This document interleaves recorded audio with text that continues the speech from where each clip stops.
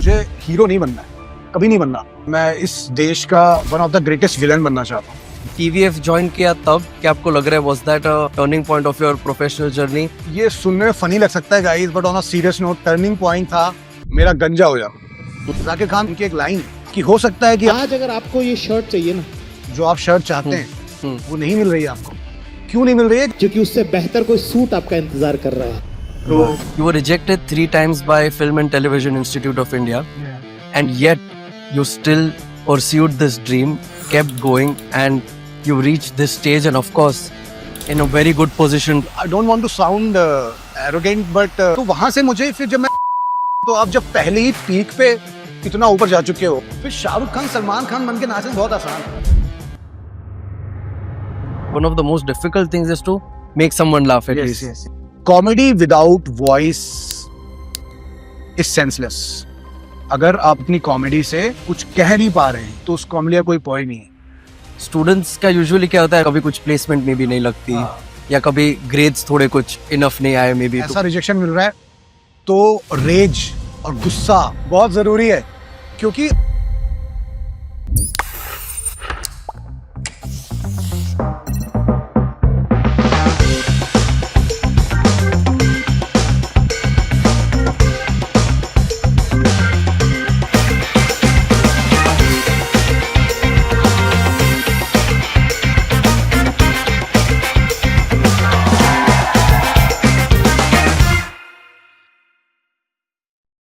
I want to start by asking a deep question. In your journey, professional journey is built with lot of mental strength, grit, and perseverance.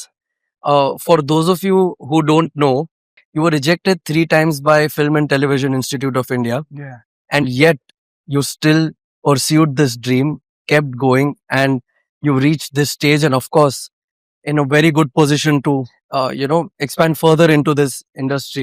वो time के आगे आप कैसे बढ़े, मतलब how did you keep your mental strength in check to still keep pursuing your dreams after having those rejections? उस वक्त when I was 18 साल का था, 19 साल का था, तो FTI जब मुझे नहीं लिया, और FTI ऐसी जगह ना वहाँ रिजेक्शन नहीं होता है, because when you go there you written exam clear करते हैं आप, उसके बाद इंटरव्यू क्लियर करते हैं, उसके बाद जब आप वर्कशॉप में जाते हैं तो there is nothing like rejection in FTI, in film institute, mostly in industry, film industry. हम एक्टर्स को ना सिखाया जाता है, कास्टिंग डायरेक्टर ये कहते हैं कि आपको आपकी एक्टिंग की वजह से रिजेक्ट नहीं किया जा रहा है। हम ऑडिशन देते हैं, हम रिजेक्ट हो जाते हैं। रिजेक्शन कुछ है ही नहीं, आपको इसलिए नहीं लिया जा रहा है क्योंकि आप उस पर्टिकुलर किरदार में शायद उतने जम नहीं रहे। हो सकता है आप किसी और किरदार के लिए बने, बट उस किरदार के लिए आप नहीं जम रहे। तो FTI भी ऐसा ही है, it's not a rejection exactly. मैं FTI में बहुत कुछ सीख के निकला, मुझे एक्टिंग की चीजें समझ में आई, मुझे FTI में ये रियलाइज हुआ कि I can write, I have the flair of writing which I continued when I came to Bombay. So FTI made me realise कि नो, आप इसलिए रिजेक्ट नहीं हो रहे हो कि आप एक्टर बुरे हो, जो आपकी दुनिया में आपके साथ भी होगा, आप इससे रिजेक्ट हो रहे हो कि शायद उस वक्त आपको FTI और FTI को आपकी जरूरत नहीं, आप उस वक्त उस ढांचे में फिट नहीं हो रहा। इसका मतलब ये नहीं कि आप टैलेंटेड नहीं। तो लाइफ में ऐसे सही मोमेंट आते हैं जहां पे you are not made for that thing, it means you are made for something else which you will find. Correct. तो उस टाइम पे यू हैड दैट अंडरस्टैंडिंग कि to perceive it that way, क्योंकि students का usually क्या होता है, I mean we also see example sometimes कि कभी कुछ प्लेसमेंट में भी नहीं लगती, या कभी ग्रेड्स थोड़े कुछ इनफ नहीं आए, may be to pursue masters या व्हाटसएवर इट मे बी। स्टूडेंट्स को दिस डे एंड एज में specially, how would you share that experience in the flavour of students perspective? वो कैसे? सो फर्स्ट ऑफ ऑल यार, अगर ऐसा रिजेक्शन मिल रहा है तो रेज और गुस्सा और जो तुम लोग करते हो अपने हॉस्टल में वापस जाके, वो करो। बहुत जरूरी है, क्योंकि आप 18 साल में ही अगर आप संत बन जाओगे ना कि नहीं यार आगे कुछ और बना है मेरे लिए, आप ऐसा नहीं सोचते हो। 18 साल में मैं अब सोचने लग गया हूँ मैच्योर होने के बाद। बट 18 साल में रेज होता है ना, आप सामने वालों को बोल रहे होते हो यार इसको समझ में नहीं आया यार, इसने मेरे को नहीं लिया, मैं टैलेंटेड हूँ। वो रेज बहुत जरूरी है गाइस, वो रेज मत छोड़ो। पहले तो वो रेज लेके जाओ अपने घरों में, अपने हॉस्टल रूम्स में, अपने दोस्तों के साथ बैठ के वो रेज, वो गुस्सा, और सामने वाले को अपने आप को बड़ा समझना कि यार मैं टैलेंटेड था, उसने मुझे नहीं लिया। ये रेज बहुत जरूरी है। पहले वो रेज रखो अपने अंदर, क्योंकि वो काम करता है बहुत आपको अपलिफ्ट करने में फ्यूचर। करेक्ट। करेक्ट तो एक तो वो मैकेनिज्म है ही। और जो मैंने बताया, जाकिर खान मेरे अच्छे दोस्त हैं, उनकी एक लाइन है कि हो सकता है कि आज आपको एक शर्ट ना मिल रही हो, जो आप शर्ट चाहते हैं वो नहीं मिल रही है आपको। क्यों नहीं मिल रही है? क्योंकि शायद आपका कोई सूट इंतजार कर रहा है। तो आपने काफी यंग एज से, from all the research that we have done, हमने देखा कि काफी यंग एज से आपको फैसिनेशन था with the world of acting. इतनी यंग एज पे कैसे वो डेवलप हुआ, and more importantly how did you stick with it? क्योंकि आई अंडरस्टैंड कि कभी स्कूल्स में, यूनिवर्सिटीज में काफी वैसा फोकस हो जाता है, स्ट्रीम रिलेटेड फोकस हो जाता है। तो जब ऐसा माइंडसेट सोसाइटी का होता है, इतनी यंग एज से जब आपने ये ड्रीम देखा, how did you go through all these institutions and still ensure कि ये ड्रीम तो मैं परस्यू करूंगा, and you didn't get deviated? हुआ क्या सर, बेसिकली मुझे ऐसा लगता है सर, मैं I don't want to sound arrogant, but मुझे ऐसा लगता है कि I realised, my parents realised that I have some kind of god gift which the artistry जो कहते हैं ना, स्टेज आर्टिस्ट, ये सब बड़ा नेचुरल आता। At the age of 7 my father was a government officer, now he is retired, but उनके अंदर एक आर्टिस्ट था, he was a painter and he used to understand the art, he used to understand the theoretics. तो उन्होंने मुझे 7 साल 6 साल की उम्र में, जब सारे बच्चे मुकाबला मुकाबला गाने हैं और जो भी बॉलीवुड के गानों पे अपने एनुअल फंक्शन में डांस कर रहे थे, उन्होंने बोला कि यार बॉलीवुड के गानों में सब नाच रहे हैं, तुम अलग करो। तो उन्होंने मुझे शिवजी बनाया, उन्होंने मेकअप किया मेरा शिवजी की तरह, और उन्होंने बोला कि सब बच्चे बॉलीवुड के डांस में, तुम तांडव नृत्य करो। तांडव नृत्य अगर आपको पता ही होगा, शिवजी का रौद्र रूप में नाचते हो। तो मैं 6 साल की उम्र में, मेरा पहला stage performance was like a Shiva, I was dancing in तांडव। सो वो डैड को समझ में आ गया था कि यार ये कुछ अलग करने के लिए बना है, इसको मैं बॉलीवुड के गानों पे तो नहीं नचाऊंगा। तो वहां से मुझे फिर जब मैं तांडव किया ना, तो आप जब पहले ही पीक पे इतना ऊपर जा चुके हो कि आप सीधा शिव बन के नाच रहे हो, फिर शाहरुख खान, सलमान खान बन के नाचना बहुत आसान है। तो मेरी शुरुआत ही वैसे हो गई। तो उसके बाद फिर जब मैं स्टेज पे नाचा, सबने कहा कि ऐसा कॉन्फिडेंस, 6 साल का बच्चा शिवजी की तरह नाच रहा है और एक पैर पे नाच रहा हूँ 10 मिनट तक। तो वहां से कॉन्फिडेंस भी आया, सोसाइटी ने कॉन्फिडेंस दिया। और कई बार हम सोसाइटी को कर्ज करते हैं कि सोसाइटी तो आपको गिराती ही नीचे, कि ये तुम नहीं कर सकते, तुम पढ़ाई के लिए बने हो, ये सब क्या कर रहे हो। बट मैंने वो सोसाइटी से बहुत पॉजिटिव एनर्जी ली कि यार ओ, सब पढ़ाई कर रहे हैं। मेरे पेरेंट्स को समझ में आया कि मैं ये सब कर सकता हूँ, परफॉर्म कर सकता हूँ। तो आप जो कह रहे हैं उसमें सबसे बड़ा सपोर्ट जो है पेरेंट्स का ही रहा है। मेरे पेरेंट्स ने आज तक मुझे ना कोई अल्टीमेटम दिया, ना कहीं प्रेशर डाला। हालांकि उन्होंने कहा इंजीनियरिंग करने को, मैंने बताया कि जब उन्हें मुझे बोला गया कि इंजीनियरिंग करने के लिए आपको मैथ्स और साइंस में 65% एग्रीगेट चाहिए, मैंने बोला thank you for telling me, अब मैं लेके ही नहीं आऊंगा। तो मैं गया, मैंने मैथ्स और साइंस के पेपर उतने ही लिखे जितने में पास हो सके। मेरे नंबर आए 40 और 45, एग्रीगेट बना ही नहीं। तो किसी ने साइंस लेने के लिए बोला ही नहीं, तो मैं इंजीनियर बना ही नहीं। सो बेसिकली वो हुआ मेरे साथ। So luckily, thanks to my parents that they realized that I have that creative and artistic knack in me. Early age में उन्हें realize कर लिया और support किया throughout. मैं पुणे में कॉल सेंटर में जॉब करने लग गया था एक्स्ट्रा मनी के लिए। मेरे डैड को थिएटर छोड़ के, I used to do Hindi theatre. जब मेरे डैड को पता चला कि मैं अपने नाटक के रिहर्सल छोड़ के कॉल सेंटर में जॉब कर रहा हूँ, तो भड़क गए मेरे पे कि तुम ये करने गए हो, पैसे की कमी है, तुम मुझसे मांग लो। तुम कॉल सेंटर में जॉब कर रहे हो, ये तुम्हारा काम है, तुम तो एफटीआई की तैयारी करने गए थे ना, तुम तो नाटक करने गए हो उधर, तुम ये सब क्या करो।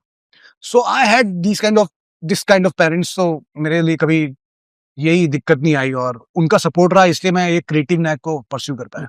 नहीं, but that's amazing कि ये जो बचपन से जो इकोसिस्टम मिलता है, या that's very important to then have the strength to continue it आगे जाके। क्योंकि आफ्टर अ पॉइंट में भी ऐसा लगता है कि अगर मे भी घर से सपोर्ट नहीं होता है तो डिफिकल्ट हो जाता है to have that willingness and strength from that young age. But sir that problem was in 90s, because 90s में अगर आप बच्चे को बोलो नहीं एक्टिंग करनी है तो वो घर बैठ जाए। आज की डेट में बच्चे के पास मोबाइल है, वो अपना जो भी उसका टैलेंट है वो फोन में एक रील बनाएगा अच्छी, करेक्ट, और लोग देखेंगे उसे। करेक्ट। सो ये प्रॉब्लम आई थिंक इस डी एन एज में तो नहीं हो रही है, because everybody has phones, they have talent, they have creativity. Parents गए 2 घंटे में रील बनाई, अपलोड कर दी। करेक्ट, अभी आसान हो गया है। नहीं तो इट्स इंटरेस्टिंग आपने ये पॉइंट लाया। मुझे आपसे यही चीज की बात करनी थी कि over the years the way to enter Hindi film industry काफी evolve हुआ है. पहले it was strictly auditions, references, and of course theater, and you get noticed. I would include all of that and also add a very important segment now, which is through content creation. I think it has democratized creativity to an extent कि मैं जो भी कर रहा हूँ मैं वो record कर रहा हूँ तो मैं मेरे पास डिस्कवर होने का चांस बहुत हाई है compare to what it was before. तो अगर अभी हम हिंदी फिल्म इंडस्ट्री की एंट्री रिक्वायरमेंट्स की बात करें, अगर बच्चों को एंटर होना है या who are aspiring content creators या aspiring actors, how strongly do you think कि कंटेंट क्रिएशन एक स्ट्रांग एंट्री रिक्वायरमेंट बन चुकी है, या अगर वो कर रहे हो तो हायर चांसेस है, या फिर at least it help with confidence and performance skills आने से पहले? तो कंटेंट क्रिएशन कैसे हेल्प करता है to enter the space? I think again guys, मुझे लगता है कि कंटेंट क्रिएशन से आपको बॉलीवुड में काम मिलना अभी भी सक्सेस रेट उतना ही है जितना एज अ स्ट्रगलर एक्टर होता है. मतलब अगर 500 कंटेंट क्रिएटर हैं तो 500 में से 2 ही को फिल्म मिल रही है या शोज मिल रहे हैं. आज भी ऐसे ही हो रहा है. हालांकि वो कंटेंट क्रिएटर अपनी खुद की कमाई कर रहा है, वो उसके पास पैसे हैं, उसके पास ब्रांड आ रहे हैं, उसके पास चीजें हो रही हैं. बट अगर उसे बॉलीवुड में काम करना है, फिल्मों में काम करना है, तो आज भी रेशियो 500:2 ही है. 500 क्रिएटर्स में 2 ही लोग को फिल्म या शोज मिल रहे हैं. तो ऐसा नहीं है कि आप अगर कंटेंट क्रिएटर बन गए तो फिल्म और शोज आपको मिल ही जाएंगे. और आपको ये डिसाइड करना है कि क्या आप वाकई फिल्म और शोज पाने के लिए कंटेंट क्रिएशन कर रहे हो या आप खुद एक कंटेंट क्रिएटर बनना चाहते हो इसलिए कर रहे हो. तो पहले अपने आप में सच बोल लो कि आप फिल्मों के लिए कर रहे हो, तो ऑब्वियसली आपका कंटेंट क्रिएशन जो है बहुत एक्टिंग ओरिएंटेड होगा, जहां पे आप एक्टिंग दिखाने की कोशिश करोगे. अगर आप कंटेंट क्रिएटर हो कि भाई मुझे एक्टिंग नहीं आती, मुझे ट्रैवल करना आता है, मुझे ट्रैवल समझ में आता है, मुझे इस देश का खाना समझ में आता है, मुझे इस देश के कल्चर समझ में आते हैं, तो आप उस तरह का कंटेंट बनाएंगे. Makes sense. I totally agree with that. So, Shivankit, आपकी जर्नी में वो ब्रेकआउट मोमेंट क्या थी? What was that turning point कि TVF ज्वाइन किया तब क्या आपको लग रहा है was that a turning point of your professional journey and you joined as a writer first? उसके बाद आपने एक्टिंग प्रोजेक्ट्स भी लीड किए वहाँ. तो what was the thought process कि how did you get connected to TVF और आपने कैसे उसमें as a writer ज्वाइन किया? ये सुनने में फनी लग सकता है guys, but on a serious note turning point था मेरा गंजा हो जाना. अब मैं आया एक्टर बनने, FTI से निकला जब एग्जाम देके, तो पहली FTI की सैडनेस थी यार. फिल्म इंस्टीट्यूट जाना था, एक्टर बनना था. बॉम्बे पहुंचा तो बाल झड़ने लग गए. मैं बोला पहले ही कम दुनिया ने वो किए हमारे साथ जुल्म कि अब ये भी होगा कि बाल झड़ रहे हैं, एक्टर बनने आया हुआ. और ये कोई हॉलीवुड तो है नहीं कि मुझे एक्शन स्टार बना देंगे. बॉलीवुड में तो गंजे आदमी को देखते भी नहीं है. तो मैं वो कई बार ऐसे कि मतलब निकाल ही लेते ऑडिशन से कि अरे तो बाल ही नहीं है इसके. अब थोड़ा चेंज हो गया है. वही मैंने फिर उस चीज को इतना ध्यान नहीं दिया. तो जब मैं गंजा हो गया ना, तो मैं थोड़ा, मेरा मेंटल हेल्थ ऐसा होगा कि यार लोगों से मिलना, जो बहुत सीरियस चीज है, बट अभी मैं फनी कह रहा हूँ कि होता क्या है ना, एक मतलब लड़के के लिए क्या होता है, जब आप गंजे हुए लगते हो ना तो आपका कॉन्फिडेंस हिलता है. बाकी दोस्त तो होते ही हैं कॉन्फिडेंस गिराने के लिए, अरे गंजा हो गया तू पीछे से. और पीछे से अब दोस्त लोग लिटरली ऐसा पीछे से फोटो खींच के दिखाता, भाई तेरी पीछे तो गायब ही हो गए भाई बाल. तो दोस्त लोग तो पहले ही आपको ऐसा कर देते हैं. तो मुझे लगा कि यार एक्टिंग तो कर नहीं पाऊंगा, लोगों से मिलने में शर्म आने लग गई थी, कॉन्फिडेंस लो हो गया था, डेट्स पे जाना छोड़ दिया था. तो मुझे लगा यार बैठ के काम जो है ना, घर पे बैठो, राइटिंग करो और राइटर बन जाओ, ये बेस्ट है. कोई इसमें आपको शक्ल नहीं देख रहा आपकी, और आप तो लिटरली मैंने इसलिए राइटिंग शुरू की यार कि बाहर नहीं जाना पड़ेगा, एक्टर तो बनना नहीं है, गंजा हो गया हूँ तो चलो राइटिंग करता हूँ, आती तो है writing. But luckily at that time I used to write Savdhaan India, crime patrol. अगर आप लोग कोई उस पीढ़ी का है जिसने कभी ये सब देखा है, तो मैं वो सब लिखा करता था टीवी में. फिर लकीली यूट्यूब का रेवोल्यूशन हुआ, इंडिया में AIB आया, इंडिया में TVF आया. मैं दोनों जगह काम किया लकीली, और स्केच कॉमेडी करते थे जो हमें समझ में आई. हमने उस वक्त पढ़ी स्केच कॉमेडी क्या होती है. लकीली यस, टर्निंग पॉइंट बहुत बड़ा. ठीक है, फिर मैं इंट्रोवर्ट आदमी हूँ. मैं मुंबई में लोगों से बात नहीं कर पाता, दोस्ती नहीं कर पाता, घुल मिल नहीं पाता, कॉन्टेक्स्ट नहीं बना पाता. TVF ने बोला कुछ जरूरत नहीं सब करने की, बैठो रूम में लिखो और खुद ही एक्टिंग करो, खुद ही क्रिएटर बनो, खुद ही सब कुछ करो, एडिट सीखो, डायरेक्शन सीखो. तो यस, TVF ही वो टर्निंग पॉइंट था. आज अगर TVF नहीं होता तो शायद मैं इमेजिन नहीं कर पाता कि मेरे ऐसा आदमी जो आलसी है और जो इंट्रोवर्ट है जो लोगों से मिलना नहीं चाहता काम के सिलसिले में, वो कहाँ होता मुझे नहीं पता होता। टीवीएफ ने बोला हाँ ठीक है, सब करने की जरूरत नहीं है, तुम सिर्फ अपनी मेहनत करो, सर झुकाओ, काम करो, पिक्चर्स की एक लाइन है। बट आजकल ऐसा नहीं चलता गाइस, थोड़ा सर ऊपर करके काम करना पड़ता है। तो हमारी एक लाइन थी कि सर झुकाओ, काम करो, पिक्चर्स में। ये 2016 की बात थी। 2025 में ऐसा होता है कि सर झुका के मैं काम कर रहा हूँ, और जब उठा के देखा तो बहुत लोग आगे जा चुके हैं। तो थोड़ा जमाना चेंज हो गया है गाइस। थोड़ा सर झुका के काम करो, बट ऐसे आजू बाजू भी देखते रहो कि कौन आगे जा रहा है, क्योंकि दुनिया बहुत तेज चल रही है। करेक्ट। तो वो कौन सा पॉइंट था कि जब आपको कॉन्फिडेंस आया कि ठीक है अभी राइटिंग से स्टार्ट किया, लाइक यू सेड, तब you wanted to be by yourself और खुद से अपने अपने कंफर्ट में काम करना था।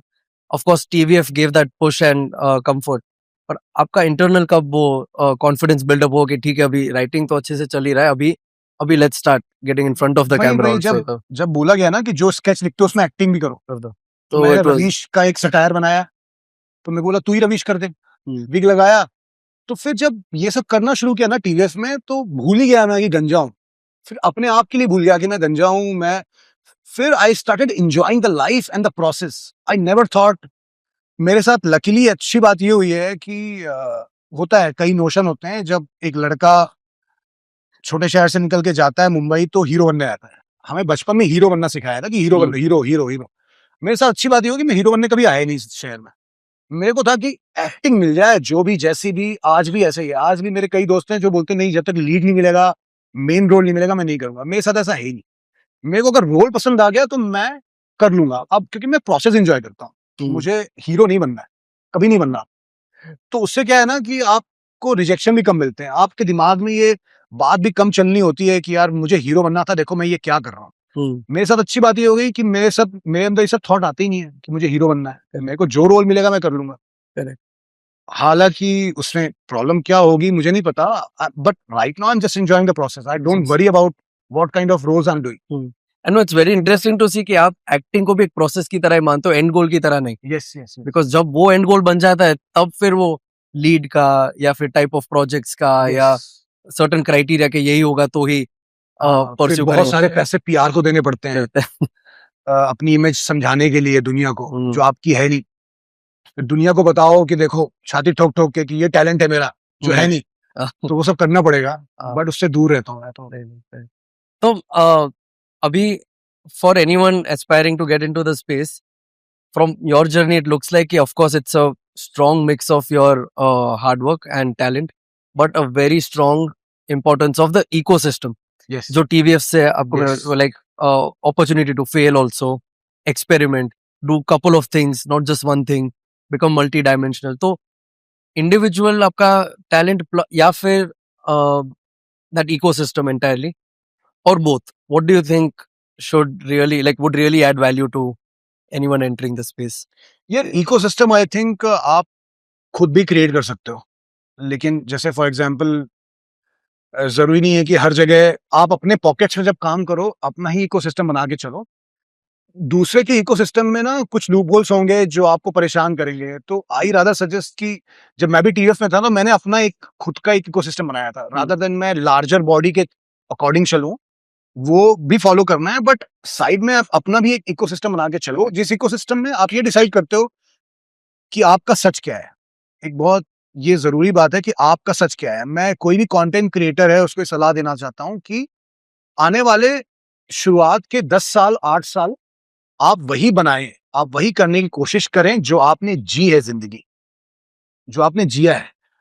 हम सब क्रिस्टोफर नोलन के फैन हैं, उनकी फिल्मों के फैन हैं। वो एलियन दिखाते हैं, कभी स्पेस दिखाते हैं, कभी कुछ दिखाते हैं, लेकिन मैंने कई लोगों को देखा है ना कि पहले ही प्रोजेक्ट में, दूसरे ही प्रोजेक्ट में बच्चे जो हैं वो नोलन बनना चाहते हैं, नोलन की तरह लिखना चाहते हैं। वो ऐसा कुछ सोच के लाते हैं आइडिया जो उन्होंने जिया नहीं है ना उन्होंने देखा है।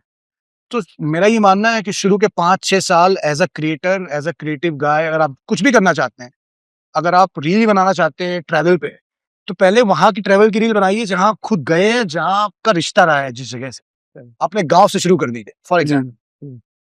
तो इकोसिस्टम वैसे बनता है जब आप अपना सच पहले कहते हैं। अपना सच कहते कहते कहते फिर जब आप अपना सच से आप हो गए हो रूबरू, तो फिर आप हॉरर बताइए जो आपने देखा नहीं है, फिर अपनी एक्सपीरियंस, अपनी इमेजिनेशन पे खेलिए।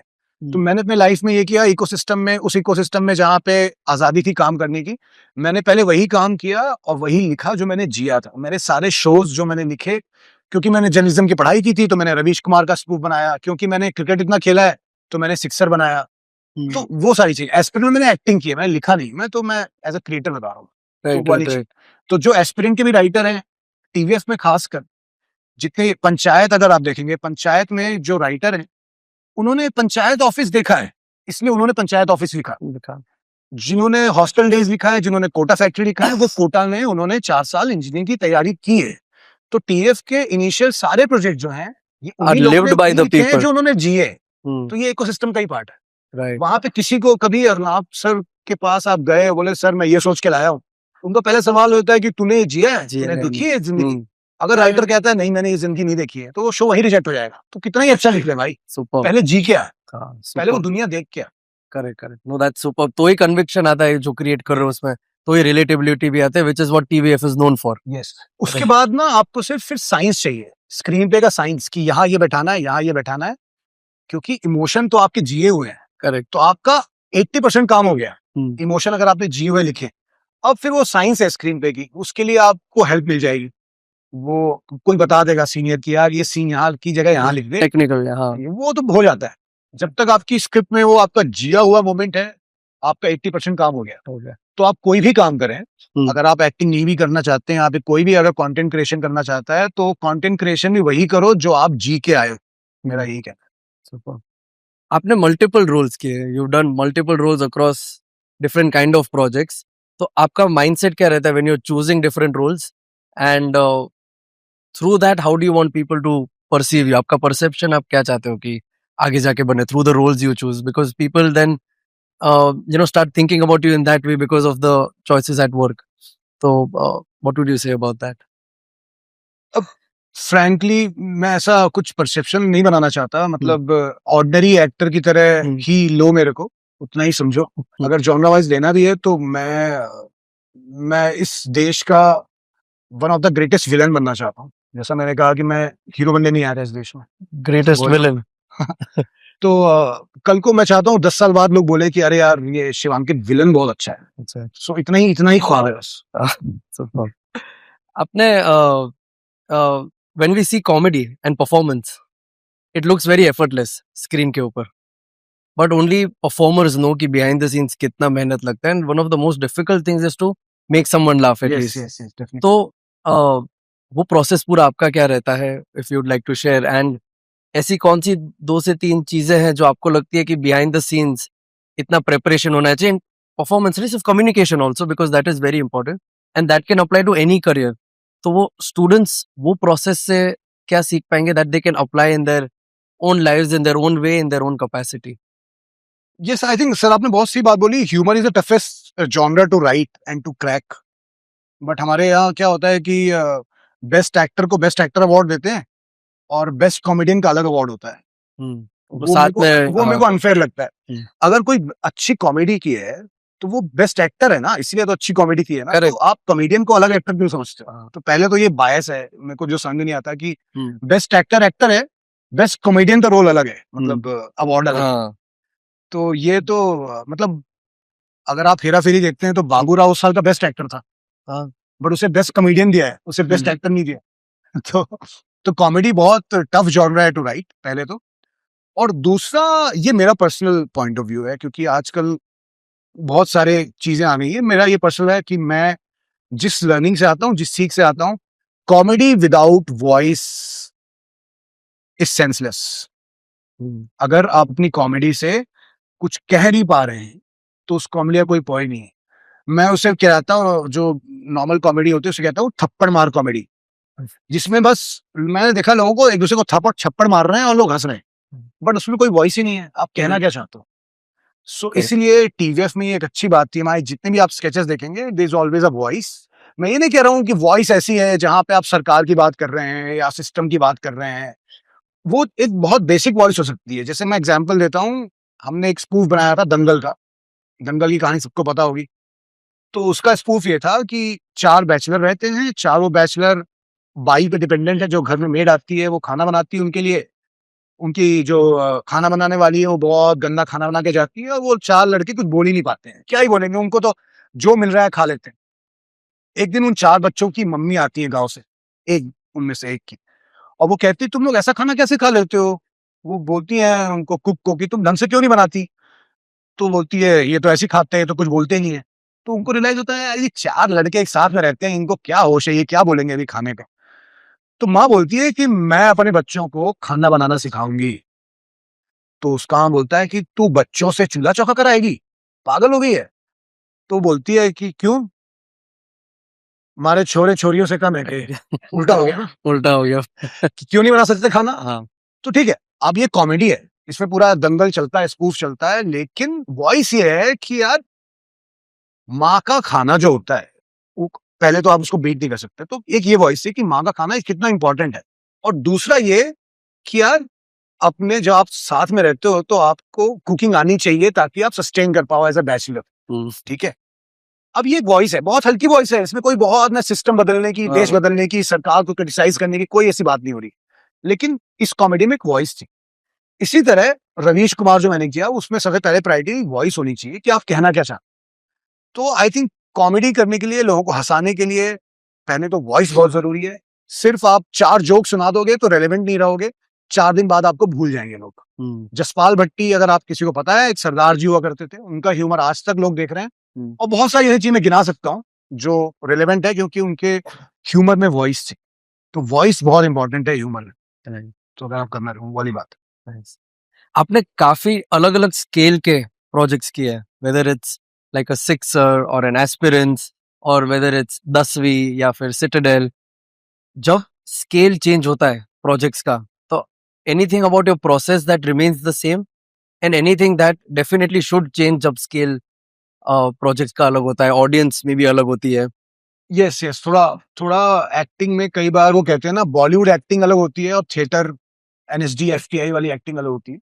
तो थोड़ी बॉलीवुडिश एक्टिंग यस करनी पड़ती है कई बार, जहां आपको पता है कि आपके एंगल्स क्या लगे हैं।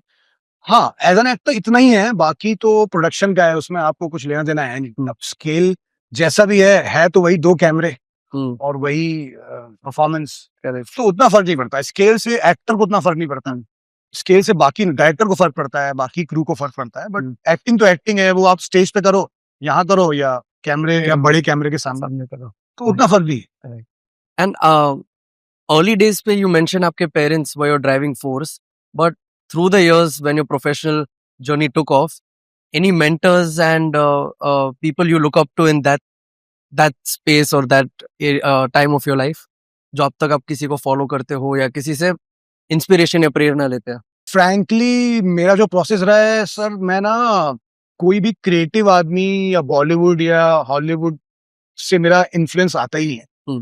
मेरा ये मानना है, बचपन से ही मानना है कि अगर आपको अच्छा इंसान, अच्छा टीम प्लेयर, अच्छा ऐसा आदमी जो कितने भी तूफान झेल सकता है, ऐसा आदमी जो गिरा हुआ है गिर के खड़ा हो सकता है, ऐसा आदमी बनना है जो कितनी भी दिक्कत हो अपना काम ना छोड़े, करता रहे, लगा रहे, फल की चिंता किए बिना, ये सब करना है अगर आपको, तो आपके मेंटर्स क्रिएटिव लोग नहीं हो सकते, आपके मेंटर्स होने पड़ेंगे स्पोर्ट्समैन। मेरे बचपन से मेरे इंस्पिरेशन स्पोर्ट्समैन रहे हैं। मैं अपनी लाइफ कैसे जीनी है, मैं बॉलीवुड से या किसी क्रिएटिव आदमी से नहीं सीखता, क्योंकि क्रिएटिव आदमी कई बार फेक होता है। मैं भी कई हद तक कहीं कहीं फेक हूँ, या झूठ बोलता हूँ, या परसेप्शन प्ले करता हूँ कि मैं ये हूँ, मैं वो हूँ। यहाँ नहीं, यहाँ गाइस सही बोल रहा हूँ इन जनरल दुनिया में। बट एक स्पोर्ट्समैन जो है ना, उसकी परफॉर्मेंस, उसकी चीजें, उसका जुनून, उसका सब कुछ, उसका गिरना, उसका उठना, उसका वापस लड़ना, वो आपको सामने ऑन द फील्ड लाइव दिख रहा होता है। और उनकी जिंदगी, तो मैं कहता हूँ गाइस, आपको अगर अपना चरित्र कहते हैं ना, ये कैरेक्टर बनाना है, तो कैरेक्टर बनाने के लिए एक स्पोर्ट्समैन से अच्छा कोई गुरु नहीं। मैं नहीं कह रहा हूँ कि आप किसी पर्टिकुलरली इसी स्पोर्ट्समैन को फॉलो कीजिए, मैं इन जनरल एक खिलाड़ी की, क्योंकि खिलाड़ी मेंटालिटी से ही मैं सरवाइव कर पाया हूँ आज तक मुंबई जैसे शहर में, जहां मैं कभी गिरा हुआ फील नहीं किया। कई बार ऐसे मोमेंट आए क्योंकि मैंने एक टीम स्पोर्ट्स खेला है, तो मैं अपनी टीम के साथ बहुत, मेरी आज तक कभी टीम में बैठ के कभी कोई लड़ाई नहीं हुई है। जब हम लोग साथ में लिखते हैं या किसी बात पे बहस होती है या कुछ डिफरेंसेस होते हैं, कभी कोई लड़ाई नहीं हुई, कभी कोई बहस नहीं हुई, आज भी वही दोस्ती बरकरार है। बहस होती है बट क्योंकि स्पोर्ट्समैन रहा हूं, तो मेरे इंस्पिरेशन अब अगर है तो मेरे जो पर्सनल हैं वो शुरू होते हैं महेंद्र सिंह धोनी से, माइकल जॉर्डन, माइकल फेल्प्स, जोकोविच, फेडरर, नडाल। मेरे इंस्पिरेशन ये लोग। मेरे घर में बॉलीवुड की हीरोज की पोस्टर कभी नहीं थे, मेरे घर में इन लोगों के पोस्टर थे। सो मैं वहां से सीखता हूँ। मेरे इंस्पिरेशन खेल से आते हैं, ना कि बॉलीवुड से। नहीं, I totally agree with you. I feel the same. In fact, if I can share my personal journey also इसमें कि मैं जब बोर्डिंग स्कूल में था तब मैं गुजरात से था। मेरा पर्सनली इंग्लिश उतना अच्छा नहीं था। वहां मैं बैंगलोर में गया तब पीपल फ्लुएंटली इंग्लिश में बोलते हैं। मुझे वो कम्युनिकेशन में वो फील होता था कि will I be able to speak to them ठीक से एंड जब वहां गया तो मुझे मेरे ग्रेड से या मेरे वो होम सिकनेस सब तो था ही। On top of that grades का भी स्टार्टिंग में आई वाज स्ट्रगलिंग। तो मेरा comfort and happiness came from football. और फुटबॉल से ही मेरे दोस्त बने, फुटबॉल से ही मेरा कॉन्फिडेंस बना, फुटबॉल से ही मैं दूसरे एरियाज में भी I started believing in my self कि मैं इसमें अच्छा हूँ, if I train hard I can get better at anything. तो वो मेंटालिटी जो वहां मैंने खुद एक्सपीरियंस की while playing and while improving and then becoming better, that sentiment I still carry with myself कि अगर मैं if I prepare myself in a very nice and dedicated way, कोई भी फील्ड में क्रैक कर सकते हैं, कहीं पे भी दोस्त बन सकते हैं एंड रोल भी डिफाइन हो जाता है when you play a team sport. मैं हर चीज में बेस्ट हूँ। I will rely on my goalkeeper, I will rely on my winger, midfielder. तो I play my role, I support them to play there. It humbles you down. You Exactly. never कि मैं ही सब कुछ हूँ। ऐसा correct कभी नहीं। Correct and there will never be an individual win. वो पूरा टीम विन ही होता है। तो I totally agree to that sentiment. Yeah. And also सबसे अच्छे दोस्त जो है खेल के मैदान में ही बनते हैं। हाँ, और कहीं नहीं बनते सर। मेरा तो Correct. एक्सपीरियंस है। मेरे सारे अच्छे दोस्त मुझे खेल के मैदानों में ही मिले हैं। 100% same. We can quickly do one rapid fire with you. A belief about talent that you no longer agree with. अब सिर्फ टैलेंट से काम मिलता है ये गलत है। और भी बहुत कुछ होता है काम लेने के लिए जो बुरा नहीं है, सच है। उस पे काम करो, उस पे रिसर्च करो, उस पे वर्क करो। सिर्फ टैलेंट से तुम कुछ बन जाओगे, इट्स नॉट अ गारंटी, जो हमें बताया गया था बचपन में। So, Correct. ये है। One thing about TVF or any other project of your life, वो एक्सपीरियंस ने आपको जो सिखाया, something from that you think आजकल की यूनिवर्सिटीज या schools should teach to the students as part of the curriculum or a boot camp or whatsoever in any capacity, जो आपने काम करके सीखा, ऐसा कुछ एजुकेशनल इंस्टीट्यूट्स को सिखाना चाहिए? हाँ, in a one line, praise in public, criticize in personal. So I think अगर आप किसी को प्रेस कर रहे हैं तो खुलेआम पूरे बाजार के सामने कीजिए। अगर आप किसी को क्रिटिसाइज कर रहे हैं तो उसे अकेले में बुला के कीजिए। एक ये टीएफ का कल्चर बहुत अच्छा था। और फीडबैक सेशंस जहां पे उसका नाम ही रख दो, मुंह पे चर्चा, कहते हैं ना, मुंह पे चर्चा। तो अगर आपने कुछ गलत किया है, गलत लिखा है, गलत किया है, तो मैं पीछे जाके नहीं बोलूंगा अरे उसने ऐसा किया ऐसा किया। सामने बैठो, बोलो कि तुम्हारा ये गलत है। और अगर वो आदमी इमोशन हो रहा है कि तू मेरे को ऐसा क्यों कह रहा है, तो उस आदमी को सिखाओ कि तू ऐसा नहीं कर सकता भाई, फीडबैक है, ले ले।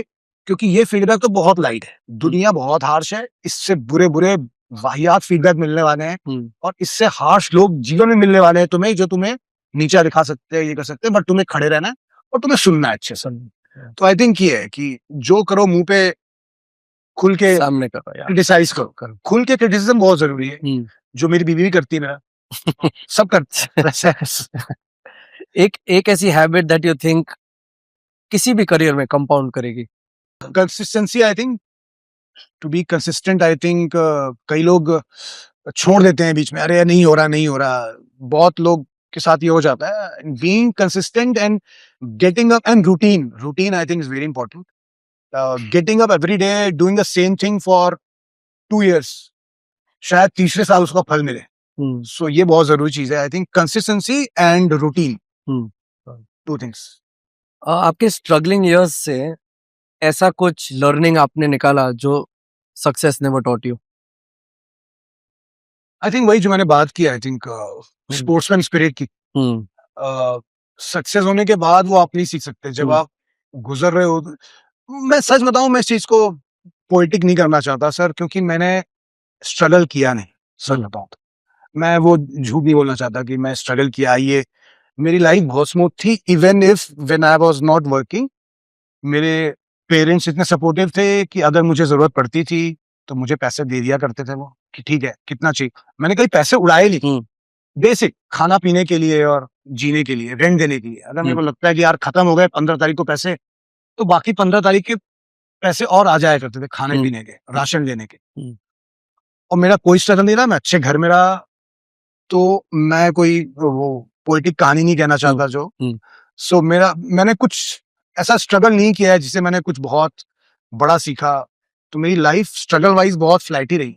मेरा करियर वैसा फ्लैट रहा है। सब मैंने बहुत, वो कहते हैं ना, बहुत मुश्किल नहीं देखी है मैंने अपने जीवन में अभी तक करियर को लेके। a moment where you आपने खुद को सरप्राइज कर दिया कि what you're capable of, where you genuinely surprised कि यार I'm able to do this also that I didn't know I could do so well. When I started doing sketch comedy, basically back in 2018, 19 जब वो 17 जब peak था, तो मैं तो normal theatre करके बड़े बड़े रोल करेंगे, ये करेंगे, हम शेक्सपियर के नाटक करेंगे, ये सब सोच के आए थे। बट जब टीवीएफ में कॉमेडी करनी शुरू की और स्केच करना शुरू किया, स्केच कॉमेडी करनी शुरू की, तो मुझे रियलाइज हुआ, ओ मेरे अंदर रवीश भी है, मेरे अंदर ये भी है, मेरे अंदर ये भी है, मैं कॉमेडी में बहुत अच्छा हूँ यार। मुझे ये पता नहीं था, क्योंकि वो टीवीएफ में वो आजादी दे दी, वो खुल गया। तो आई थिंक वो एक मोमेंट था जो मुझे रियलाइज हुआ बाद में कि I can do comedy also यार। मैं ये सब कभी करने आया नहीं था यहाँ, और जो बहुत टफ है 100% डूइंग कॉमेडी। 100%. कॉमेडी का सिंपल एक तरीका ये है कि हम लोग क्या करते हैं ना, जब भी कोई एक्टर है कॉमेडी करने बोला तो वो खुद ही कॉमेडी करने लगता है, कि वो हंसाने की कोशिश कर रहा है कि मैं पानी लेने गया, पानी गिर गया, ये होती कॉमेडी। कॉमेडी करते टाइम एक्टर को, जो एक्टर है, जो कैरेक्टर है, मतलब उसकी दुनिया सच होनी चाहिए। उसको लगना चाहिए मैं तो सीरियस हूँ, मेरा यही सच है। हंसी सामने वाले को आनी चाहिए, आपको कुछ करने की जरूरत नहीं है। करेक्ट. सो हमें कहते हैं कि comedy you have to do it seriously, you don't have to be funny. आप अपनी दुनिया में आप सही हो, करेक्ट. अपनी दुनिया में, जो आप कैरेक्टर की दुनिया में हो, उस दुनिया में आप कॉमेडियन नहीं हो, उस दुनिया में नॉर्मल इंसान हो। ऑडियंस को देख के आपकी हरकतें हंसी आनी चाहिए। करेक्ट. नहीं, आई अग्री. मैंने I watch this film Inglourious Basterds, उसमें जो नाजी का कैरेक्टर जो प्ले कर रहे वो actor, I forgot his name, Christopher Waltz. हाँ करेक्ट. तो उनको पूछा गया था कि how did you play that character so effortlessly, आपको लगता नहीं है कि ये कुछ ये गलत कर रहा है, या आपका पर्सनल मॉरल उससे डिफरेंट नहीं था? तो उसने बोला कि नहीं, क्योंकि मेरी वो रियलिटी थी, एंड मेरी रियलिटी में whatever I was doing is right. तो उसने वो कंप्लीटली बिलीव किया, एंड देन जब परफॉर्म किया इट कम्स आउट कि यार उसको रिग्रेट ही नहीं है किसी चीज का, of showing what they were showing in the film, कि for him that was his reality, and in that reality he was right, so he owned it up that way, and it's a very difficult task to do, so it's commendable how artists are able to do that. One last question from me would be, ऐसा कोई छोटा decision जो आपको लगता है आपने जब past में लिया तब छोटा लगा, बट नाउ लुकिंग बैक लगता है कि that was a big decision? मतलब shifting to Bombay, I think Mumbai, shifting to Mumbai, उस वक्त लगा था कि हाँ मैं किसी शहर में जा रहा हूँ, बहुत सही टाइम पे मैं आ गया मुंबई। तो आई थिंक वो एक था डिसीजन की मुंबई आना, क्योंकि मुंबई आने के लिए बहुत जिगरा चाहिए। तो आई थिंक वो एक डिसीजन था जो सही लिया मैंने, और मैं वो कभी रिग्रेट नहीं करूंगा कि सही हुआ, आ गया है। Again, wonderful speaking to you, Shivankit. Yeah, thank you. And before we finish this, we've added one segment where a message that you can write for your 20-year-old self, and then we would put that in our library for all the students to learn from. So we've made something like this you would give to yourself. मैं अपने 20 साल पुराने शिवांकित से कह रहा हूँ कि भगवान ने तुम्हें ये सब करने के लिए नहीं, तुम्हें क्रिकेट खेलने के लिए बनाया है। मत भटको, खेलते रहो, और कुछ करने की जरूरत नहीं है।